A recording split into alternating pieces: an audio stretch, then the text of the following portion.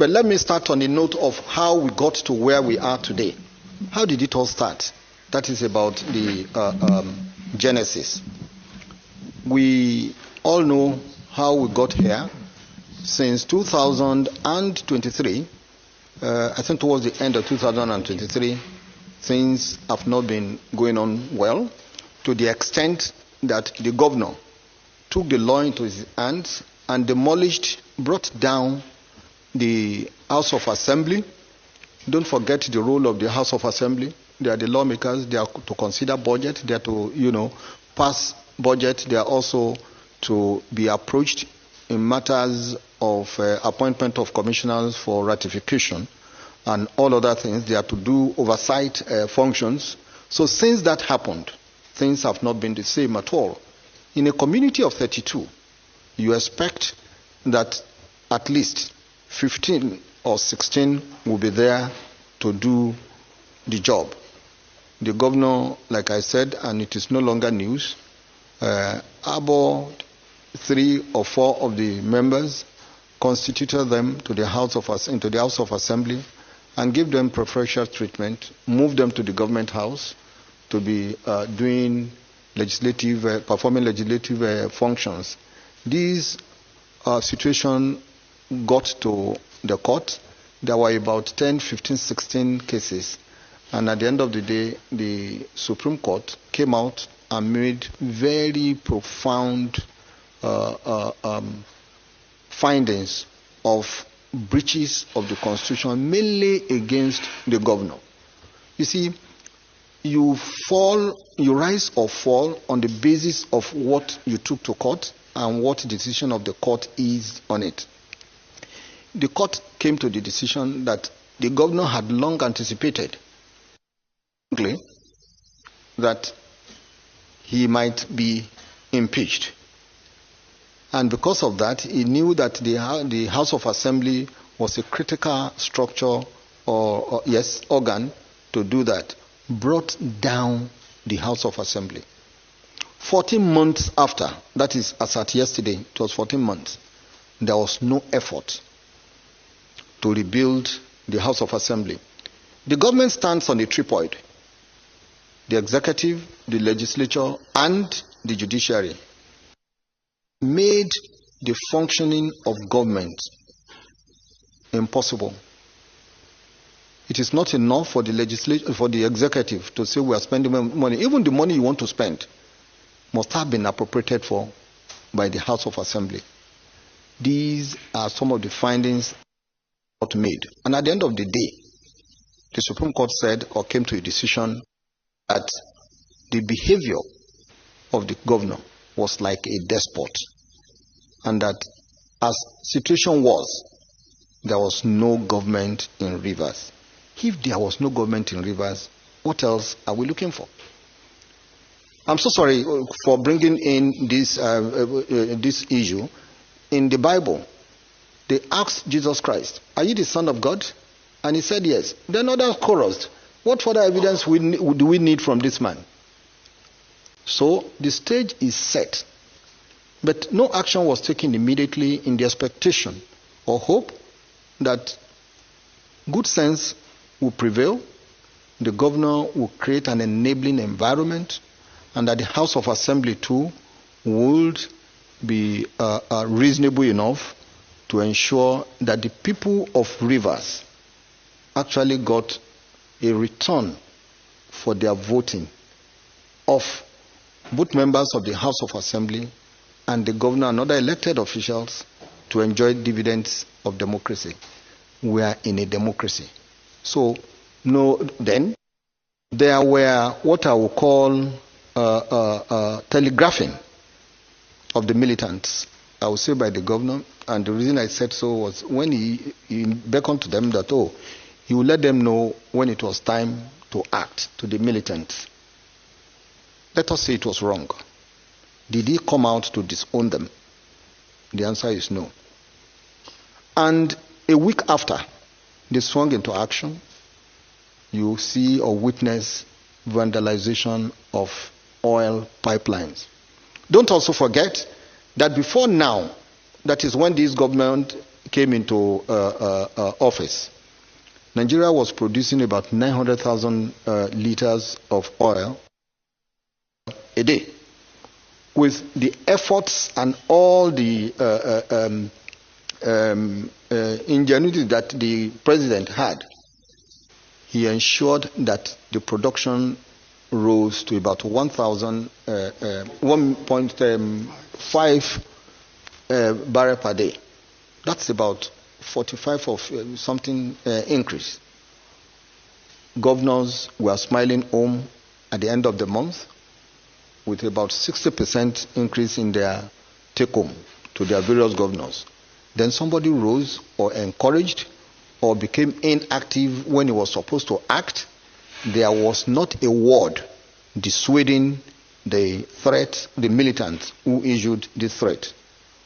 In today's Nigeria, maybe with the efforts of the Mr. President, a Greek will come in, but as of today, we still rely largely on oil. For anyone to touch these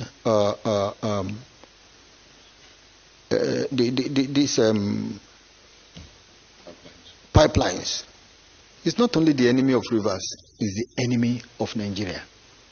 All Nigerians, all the 36 states share in what comes in from the production of this oil. And I believe that the decision of Mr. President is anchored on the decision of the court, Supreme Court, as that. The second one is the inability of those involved, both the House of Assembly and the governor, from being able to, create an enabling environment for the people of Rivers to enjoy the dividends of democracy. Then the third series is about the security situation in that place. If he had waited maybe a day longer, only God knows what would have followed. And as a result of that, he came out to say, I am not only the head of state, I'm commander-in-chief of the armed forces, declared a state of emergency. The first question is hasty decision. When should he, I will ask rather rhetorically, when do you think should have come? When everything has collapsed? No. The law envisages that you come in when there is present, imminent danger to the security of lives and property. People who are killing themselves. It's no longer news. It's not a question of making up the story. We all read papers every day. Those who live there are living in fears. So there is certainly the need to come in. We're about 2 years into the administration of in the state. If he didn't come in now, when do you think he should come in? Is it when everything has been destroyed? I don't think so. I think the president has acted. He has given opportunity to all the people involved, the parties involved, to make amends. Before then, he had assembled them. He had tried to mediate. Some said he had no constitutional power after agreeing. And what they agreed to at the meeting were not implemented. So, to answer your question, I don't think that the president, or let me say, it's not a question of I don't think. I am certain that the president has acted timeously after giving them enough rope. And as the commander-in-chief of the armed forces, it was a tough decision for him to make. It doesn't present anybody with joy to disrupt the flow of democracy or practice of it. But the Constitution itself envisages that there may be this type of situation. And that was why it is provided in section 305 of the Constitution that extraordinary situations might arise. This is one of such extraordinary situations.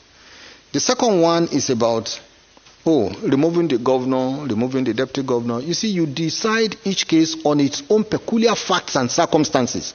Who are the people involved? Who are the parties involved in this saga? They are the governor, members of the House of Assembly. So who else should have been affected? I've heard this funny argument. I'm sorry for saying it is funny because it doesn't make any sense to me. Oh, that the president should have just gone there to secure the pipelines and then come back. When some people are there encouraging vandals to come in. The action of the president is what happened is the effect of a fundamental cause, and you cannot be treating the cause, the effect, in order to cure the cause. What was the cause? The governor and members of the House of Assembly. So you don't try to. You have to behave responsibly, and you must have the guts.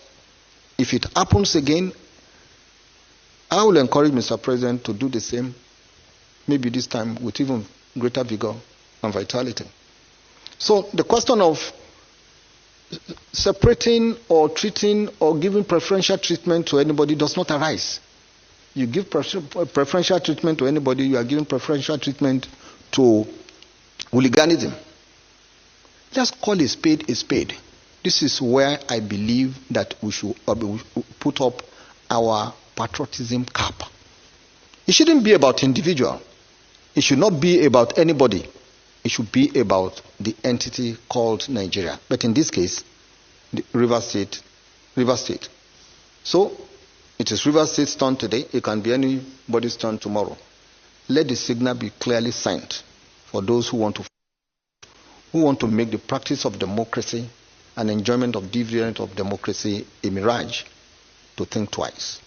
So, I answered the question by saying I return the resounding no to the quest that the governor and deputy should have, or the members of the House of Assembly. They were all in it. So, then the other one is about compromise and replacement. It appears so. Don't forget, I think yesterday there was a notice of impeachment from the House of Assembly. If that impeachment had been allowed to take its full course, then the governor would have lost entirely and completely. So in a way, if you say it's a compromise, I will agree that instead of allowing the impeachment process to continue, and which in the end would have seen both the governor and the deputy governor out of office, and mean out for the entirety of the 4-year term, with the remainder of what we have. We have 1 year, I think about 9 months, leaving is it a balance of 2 years and 3? Thank you. You go on separate ways. You do everything to protect your interests. That's what politics is all about. It's not about love or hatred. It's not about sentiments. It's not about I love you. It's not about relationship. No. That's what politics is all about. For 8 good years, this man has been in saddle for WIKE. He's supposed to have known that when the system is in place that has the capacity to bring you in and ensure your success, ensure your political victory, the same system has the power, has the opportunity, has the capacity to remove you if you rebel against the system, except you have built up a political machinery that can subdue it. Fubara was brought to power by the type of political system we are. That's the reality of what we have on ground, Mr. Casey. We know what our political system should be, but I always talk from a reality point of view. The type of political system we have in Nigeria is that government is the